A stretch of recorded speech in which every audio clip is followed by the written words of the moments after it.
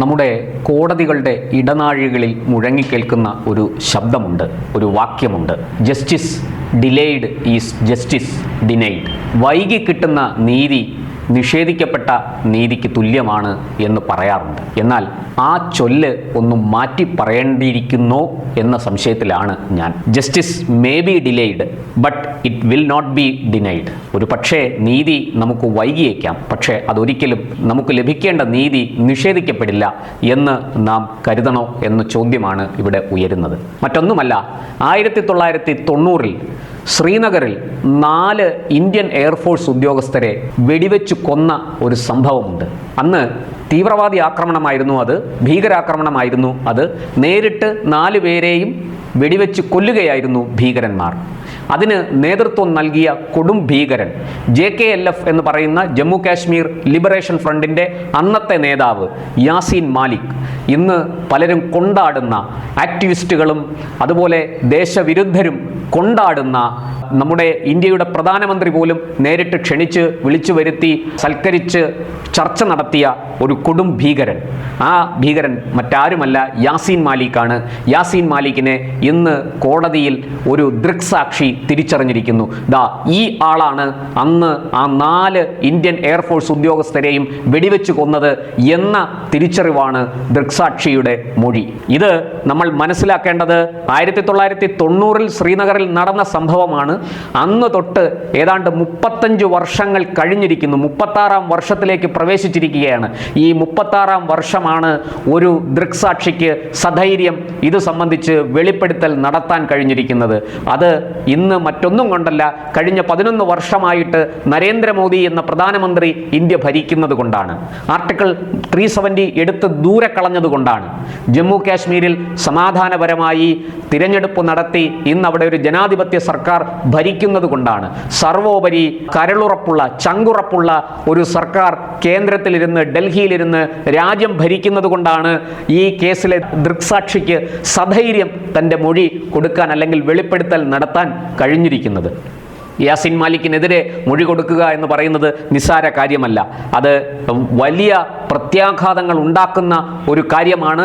പക്ഷേ ഇന്ന് അതിനെ ചൊല്ലി നാം ഭയക്കണ്ട, ആശങ്കപ്പെടണ്ട. കാരണം ഇന്ന് ഭീകരർക്ക് അത്തരത്തിൽ മൊഴി കൊടുക്കുന്ന ദൃക്സാക്ഷികളെ ഒരു ചുക്കും ചെയ്യാൻ സാധിക്കില്ല.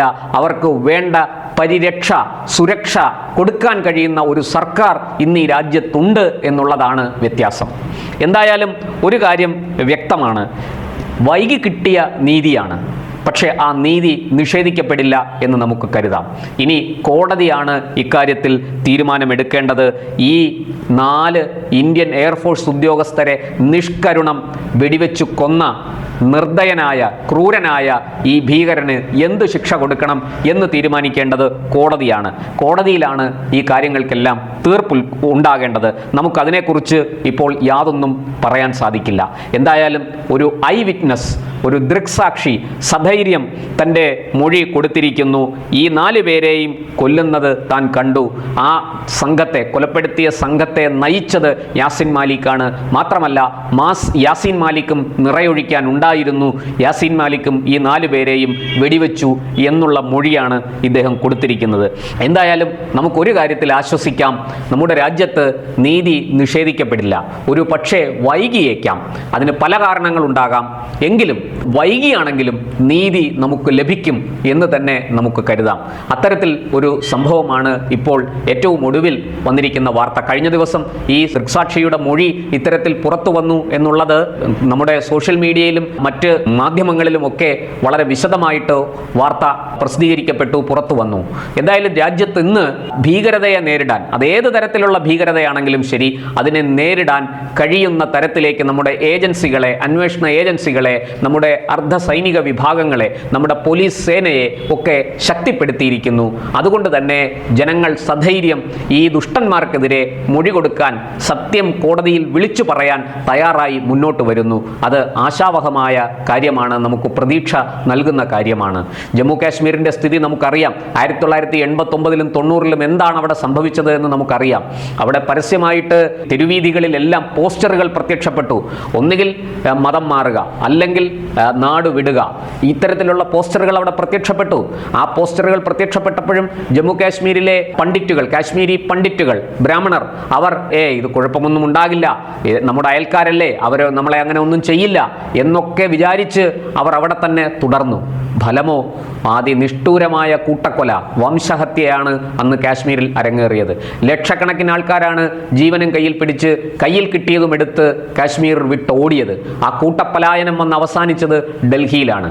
അവർ ഡൽഹിയിലെ തെരുവോരങ്ങളിൽ ടെൻ്റടിച്ച് കാറ്റും മഴയുമേറ്റ്, വെയിലും മഞ്ഞും വ്യത്യാസമില്ലാതെ, മുഴുപട്ടിണിയിലും അർദ്ധപട്ടിണിയിലും, ഉണ്ണാനും ഉടുക്കാനുമില്ലാതെ ഡൽഹിയുടെ തെരുവോരങ്ങളിൽ, നമ്മുടെ രാജവീഥിയുടെ തെരുവോരങ്ങളിൽ അവർ പാർക്കുന്നത് നമ്മുടെ രാജ്യം കണ്ടു. എത്ര വർഷം നമ്മളത് കണ്ടു എന്ന് ആലോചിക്കണം. 90 മുതൽ ഏതാണ്ട് 2019 വരെ നമുക്കത് കാണേണ്ടി വന്നു. ആ ഗതികേട്, ആ മനുഷ്യരുടെ, പാവം പിടിച്ച മനുഷ്യരുടെ ഗതികേട് നമ്മൾ കണ്ടു. 2019-20 കാലത്താണ് ആർട്ടിക്കിൾ 370 എടുത്ത് ദൂരെ കളഞ്ഞുകൊണ്ട് കേന്ദ്ര സർക്കാർ കാശ്മീരിൽ ഈ കാശ്മീരി പണ്ഡിറ്റുകളുടെ പുനരധിവാസം ഉറപ്പാക്കിയത്. ഇനിയും ഡൽഹിയിൽ നിന്ന് അങ്ങോട്ടേക്ക് പോകാൻ ആൾക്കാർ ബാക്കിയുണ്ട്. ഇപ്പോഴും അവരിൽ ഭയം അവശേഷിക്കുന്നു. ഇന്ന് കേന്ദ്ര സർക്കാർ കൊടുത്ത ധൈര്യത്തിൻ്റെ ഫലമായിട്ടാണ്, കേന്ദ്ര സർക്കാർ ഏർപ്പെടുത്തിയ സുരക്ഷയുടെ ബലത്തിലാണ് ഇന്ന് ഒരു ദൃക്സാക്ഷി പുറത്തു പറയാൻ തയ്യാറായിരിക്കുന്നു.